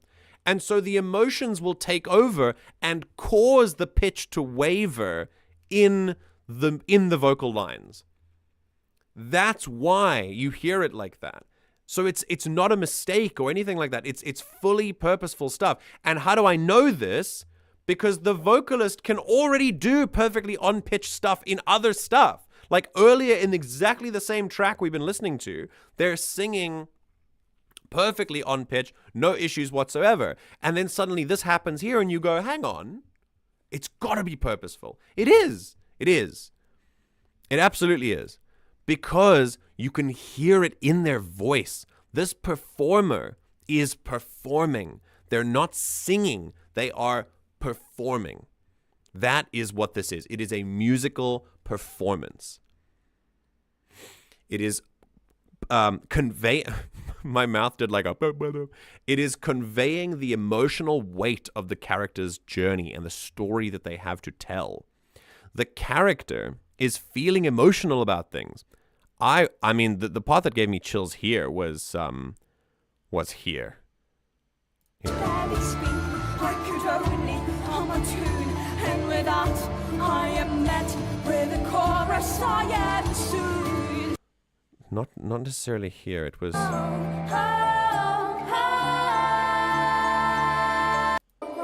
find me beneath. Want to see I could hear and not. Yeah, this. This one. Listen. The hills were left quiet, and I am in hiding. They've forgotten. That's it. Just this little line. I want you to listen to that and understand what is being done here. It's not about musical perfection. Not at all. That's not a consideration at all here. What is a consideration is that you are singing, but you are singing to evoke emotions and to tell a story. So when emotions come to the surface, musical, other casual performance considerations, just kind of fall by the wayside, as they should, because the emotions come to the front. And as they come to the front, you've got something like this, which is someone goes, they could so very easily say, the hills were left quiet and I am in hiding. I don't know the melody, I'm just improvising. They've forgotten, da da da da da da da da. And I could just sing like that. But they don't. They go, the hills were left quiet and I am in hiding. It's terrifying. They're scared. They've forgotten. Like, they're using not only whispering, but like it's speak singing, which is the point of musical singing. Musical production singing it focuses more on the power of speech than it does on the power of music. The music is there to empower the speech. Whereas in operatic music, as an antithesis to this, the speech is there to empower the music. The music is the primary consideration. In a musical style of singing, the speech is the primary consideration. And you're singing in a lyrical style, in a lyrical capacity. And so you can get away with, pitchy stuff because you're not trying to be on pitch. You're just trying to convey that story. And oftentimes, as in this track we're listening to, it's on purpose. It's purposeful. Because you're not trying to be a perfect performer here. You're trying to be a character. And so they are altering their vocal quality to fix and fit the character that they are playing. I could talk about this for ages. It's wonderful. I love this style of singing. I have so much respect for people who can put aside ideas of musicality for something that is truly special. Like technique, musical technique and stuff. They can sort of push it to the side in favor of like a different kind of musical technique, because this is still technical. It's hard to do this. This is not easy. So yeah, I could talk about this forever. But that's the main focus I want to give to this, is that just the lyrical power, the musical power of this performance is something that really blew me away while I was listening to it. Really, really blew me away. So that's really something that I want to highlight. That'll be my biggest takeaway from this by far. We can go into the actual like track itself and break up the kind of sections and things, but that was definitely the best takeaway for me. Okay, cool. For story context, Clement is from a rich family, mentioning the Baroness and everything, yes, and escaped it, as far as I know, and we don't know as much about Cole. Okay. The characters are literally performing this in the story, so this makes sense. Yeah, and the whispering is a great tool in Cole's part. Yeah, I did notice that Cole did a lot of whispering, and Clement did a lot of maybe shouting. It felt like Clement was doing a lot of shouting in the high registers. Tick Tick Boom does this brilliantly, especially in the number Y, in which Larson spends most of the number in tears, and it's beautiful. That's awesome. Yeah, I love it when musicals do that. The sharpness helps invoke the culture as well. Yeah, when you think of Icelandic or Celtic singing, you think of that really sharp, bright, and nasal voice style. That's true, actually. Yeah, because there is a lot of that, like that kind of thing in Celtic music. That's super cool. Yeah, awesome.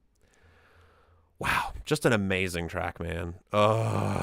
Such effort went into this, honestly. Also, Yaelokre as the Lark, is everyone the Lark here? Because Yaelokre is everyone, so... Or is this, I'm confused about that, but it's fine. I'm sure there's some deep Yaelokre lore reason. Yaelokre. I I was going to talk about other things, but I got so caught up in the lyrical style of things that oh, the Lark are the kids. Oh, they're just all called the Lark. Okay, I remember you mentioned that the last time we did it. Yeah. The sharp, bright nasality was the first thing I picked up on. Yeah, it's the most important thing for me. Like the emotional performance, the weight of the performance was really the most valuable thing for me to take away from this. So yeah. I think I hope that I've conveyed really the importance of it, not only, but also the kind of vocal techniques that are employed. Ember, you were talking about how Yaelokre is a voice actor, and that makes full sense. Having an idea of acting while singing it is the difference between a vocal a vocal performance, just like a singing thing, and like a true sort of emotional performance with music attached. Like if you understand how acting works, you can understand how to convey a particular emotion with your music. It's just awesome. Really quite special. Really, really special. Okay. So I'm gonna I couldn't really if you told me that this was 2 songs in one, I wouldn't have. If you hadn't told me, I wouldn't have known. They're very obviously they're very obviously kind of stitched together purposefully, like they're supposed to be listened to one after the other. I don't know if they do voice acting outside this, but they have videos up where they voice act as the Lark. Oh, sick! Really? Oh, okay, cool. You know, I'm gonna go and look. I'm gonna see if we can actually, yeah. Yeah. I'm gonna go look at this. This is very cool.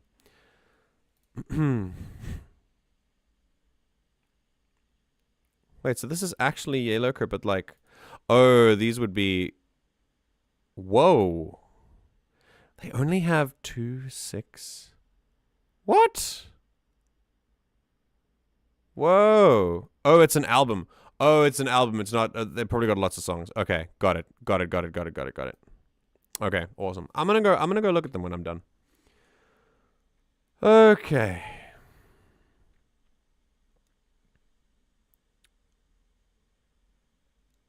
Meeting Milestones, I think, is the one. Okay, they're a pretty new artist.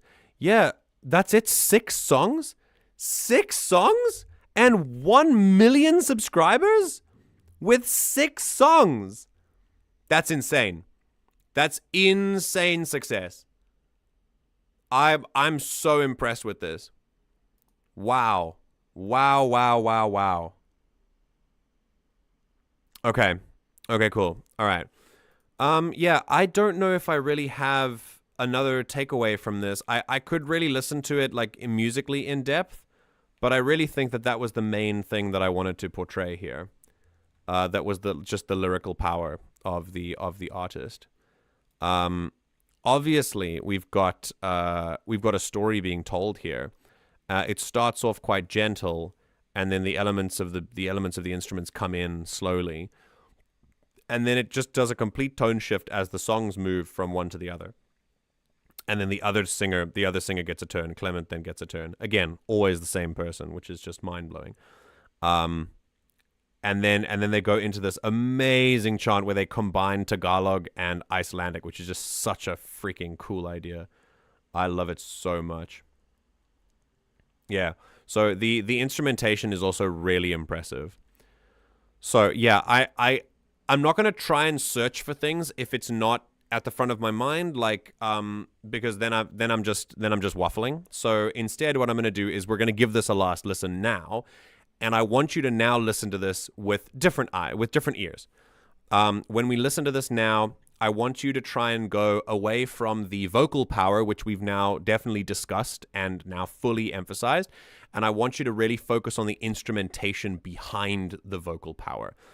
Go beneath the lyrics and figure out what you can hear here that is hear H-E-A-R-H-E-R-E that is supporting the lyrical abilities here as well. So let's listen to this one last time to the Songs of Origin, and instead of focusing on the incredible power of the lyrics, do your best to focus on the supporting instrumentation and the way that the music has been organized as well. Here we go.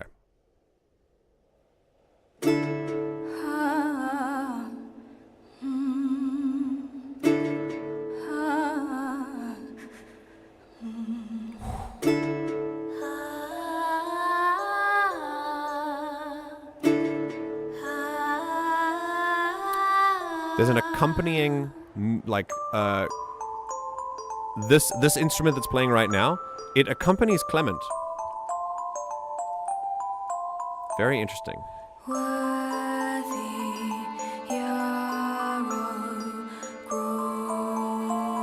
Fully different melodies being sung.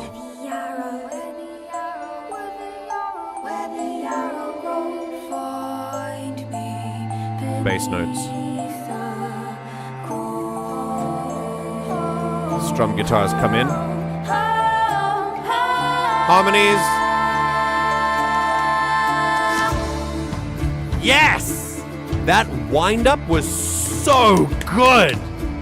And you can now hear the instruments backing them up as they go in.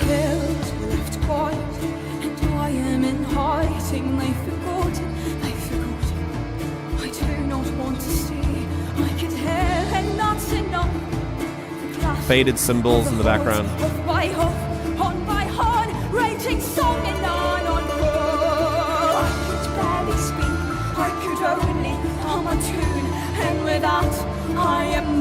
Harmonizing with yourself, which is really hard.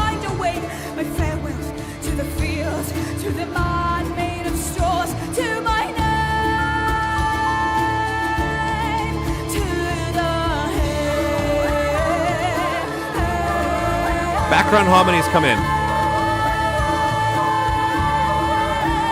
They're playing this. They're singing the same melody.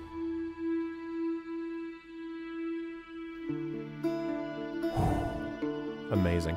They're singing the same melody as the kind of xylophone, glockenspiel-ish instrument. I can't remember what. I don't actually know what instrument it is, but they started singing the same melody as that.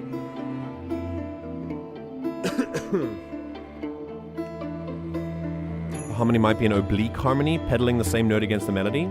Interesting.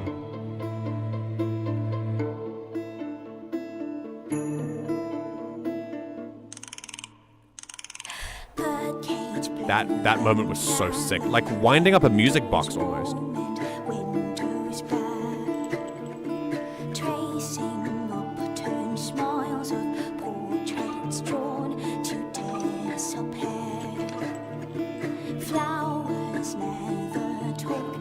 There's Foley in this song. Non-musical instruments that are being used to convey, or musical instruments that are being used to convey actual real sounds. Like that.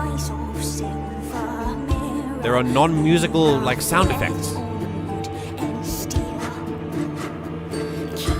Yeah, it's called Foley.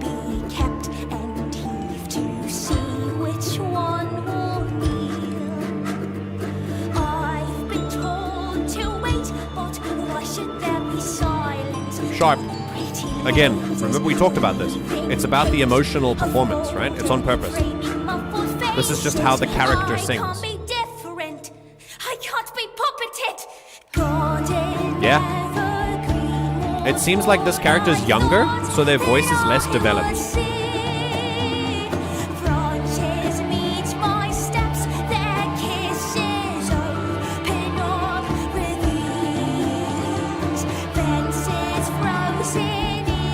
Artwork is phenomenal, by the way.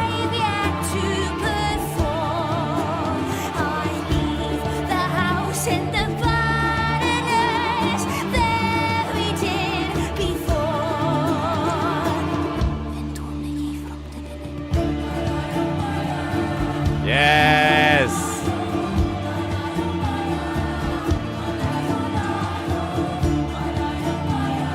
Bubble wand weapon! Hello!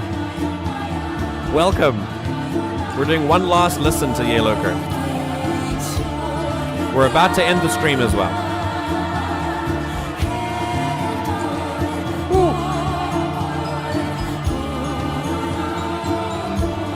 I never thought that these languages would work so well together, being so different. But it sounds like they could be part of the same vibe, like the same sort of linguistic group, because of the way that Yaelokre is grouping them. The Tagalog chanting in the background, and then the Icelandic coming on through in the melodies. That's just wonderful. This is phenomenal. This is absolutely phenomenal. Bubble Wand Weapon, I'm going to say the 5th because it seems fancier. Welcome to the stream. This is music analysis, where we pull apart music and explain why it's cool from a nerd perspective, and we teach you how to casually listen to stuff a little bit in a little bit of a deeper capacity than we usually do. And you've just come to the end of the stream. But if you like what you've heard for the last couple of minutes that you've been in here, consider joining the Discord, because I'm gone in a couple streams time, and we're not going to be streaming for like 2 months. So if you want to continue the conversation and meet some cool people, we have a community for you. That second half was in 12/8. Yeah, you mentioned it before, but I don't think it was. I thought it was just that's 4/4. 1, 2, 3, 4. Yeah, let's test that quickly. 1, 2, 3, 4. 1, 2, 3, 4. 1, 2, 3, 4. 1, 2, 3, 4. 1, 2, 3, 4. 1, 2, 3, 4. 1, 2, 3, 4. So it's like, it's groups of 4. It looks like simple quadruple to me. If you want to see voice acting, check out the trailer for this song. It's like a minute. I will check it out. I'm gonna go and research lots of Yaelokre now after stream. It feels triplety to me, and if you feel it's more triplety, it's easier to make it as 12. Triplety. Faces. Dun, dun, dun, dun, dun. Do you want it? Dun, dun, dun, dun, dun, dun, dun, dun, dun, dun, dun, dun. I mean, I guess maybe you could stretch it. I'm not sure. You're gonna have to illustrate that oh Jesus! You're gonna have to illustrate that one to me later. I don't buy it, but I see how you maybe could. Yeah, I'm not sure. You're gonna have to explain it to me later. I don't have Discord. It's okay. I'm gonna be posting on like YouTube Shorts as well, so you can stay connected with conversations there. So feel free to engage with those as well. But thanks for being around, Bubble Wand Weapon. It's nice to have you here. And for the rest of you, that will end our music analysis streams for today. That was a lovely, lovely set of recommendations, which I truly thank everyone for. I really thought that we had some absolute bangers, as usual today, but some specifically special ones as well. And I'm really, it was really, really cool to, it was really, really cool to once again delve into the music that you think is awesome, and then figure out why, in fact, you think it's awesome. So thank you all so much for that. I truly, truly appreciate it. With that said, let's say goodbye. Fly, please tell Natasha that I loved her song, and I think she's doing amazing work. And I'd love to chat to her if you can kind of pass along the message or whatever. I thought that her music was awesome, so definitely send my compliments to the chef for making a meal. And thanks for everyone. We had a couple of new people who were in here a little bit, so that was awesome. And for now, I will love you and leave you and bid farewell. So, enjoy Rent, Alex, and enjoy whatever else you guys are doing. Enjoy your argumentative essay compute. And anything else you're doing right now, please go on and have a wonderful day. And if you don't have a wonderful day after this, it's okay. It's all right. You're allowed. You're allowed not wonderful days. Just as long as you've enjoyed this stream. Thank you for taking the time out And thank you for spending some time with me today listening to some awesome music. It's now 20 minutes past 12. It's just about lunchtime here in Korea. I'd like to thank you all so much for tuning in and watching, no matter how you've engaged with this content. It's been so cool to spend some time with you today. And I will see you all in about 10 hours from now, where we do some tabletop stuff and we create a character in a system of your choice based on vote. We have a couple of systems in mind already. So, yeah, I'm going to put those up and you get to vote for what you want to see to showcase a TTRPG system that you would enjoy. So, have a wonderful day further. Make sure you drink enough water. Stay hydrated. Be kinder to yourself than you're currently being. And I'll see you in the next stream, where we do it all over again. 3 streams left. We're in the home stretch. Let's do this. Take care, everyone.